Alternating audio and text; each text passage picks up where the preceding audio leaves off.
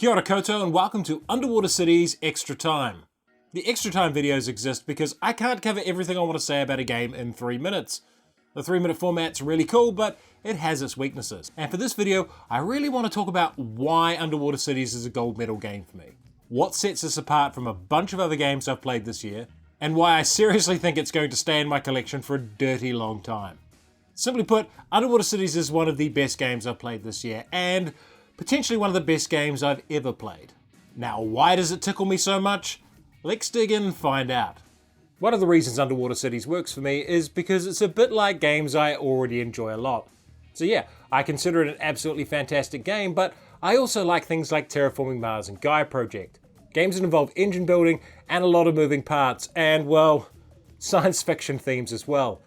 Underwater Cities in this regard almost feels like a game that's pandering to me and my particular interests.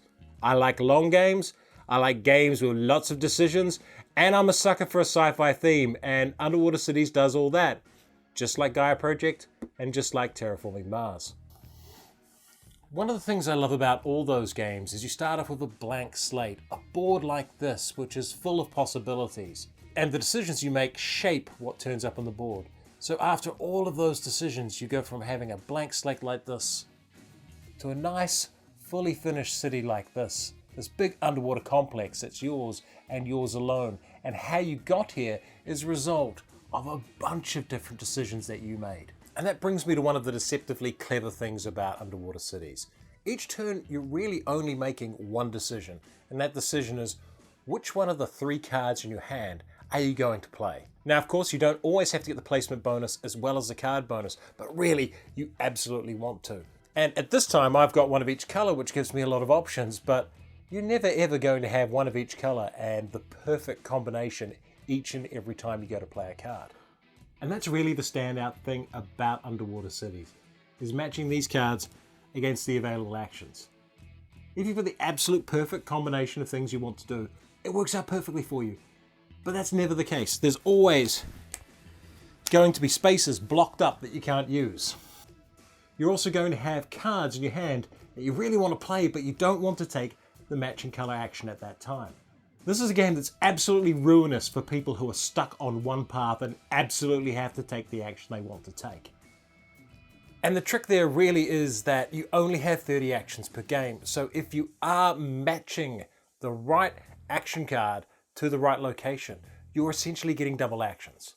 Now, they might not be the double actions you want, but you have to be able to pivot, change, and adapt, and take maybe the 3rd best option or the 4th best option in order to come back and get your number 1 option in a later round.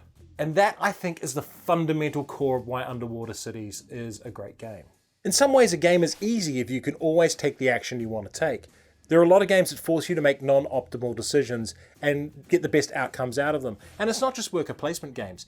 There's games like War of the Ring where you have a set of action dice and you have to make the best use of the action dice you've rolled for that round. Some people derive this as luck, saying things like, oh, I would have won if I got the right cards. I just didn't have the right things to match up. The fact is, you have to adapt to what's in your hand, and good players will adapt. Poor players will blame the luck of the draw. And this happens in pretty much any game where there's not an abstract. People blame luck. Well, in Underwater Cities, you might construe what you get in your hand as luck, but the game is about maximizing what you've got. It's not about drawing the perfect hand absolutely every time for what you need immediately. It's being able to see 6 turns ahead and go, okay, that might be the best action for now, but this action actually helps me out later in the game a lot more. So finally, why is Underwater Cities so compelling to me? And I think it's the stuff I've just described. The fact that you cannot take the action you want to take each and every time you play.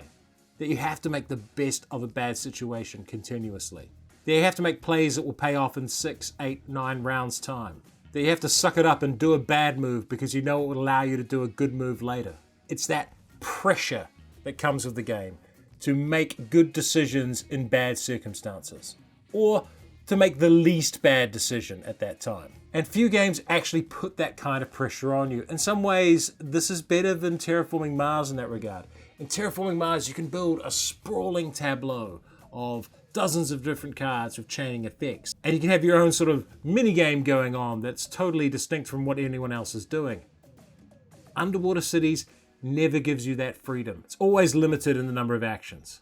And that pressure, that constant pressure throughout the game to do as well as you can with those limited actions is what sets Underwater Cities apart from most games. So there's a whole bunch of other things I could have talked about, such as the different building types you can get and the different resources and how they all interconnect, or the different types of cards and whether it's worth getting action cards or permanent cards or scoring cards. But I honestly don't know enough about the game yet after 6 plays to really tell you exactly what's the best out of all of that. There is so much to dig into inside Underwater Cities. I think I have a rough idea of how to generally play a good game, but I'm really far away from coming close to solving this as a game. And that for me is really reassuring. There are an awful lot of games where I play 2 or 3 times and I'm like, yep, I know how to get a really optimal score every single time with this game, like that. Underwater Cities, I'm still really discovering. And frankly, that's really refreshing for me. And if you enjoyed this video, subscribe to the channel, hit the notification button, and come support us on Patreon.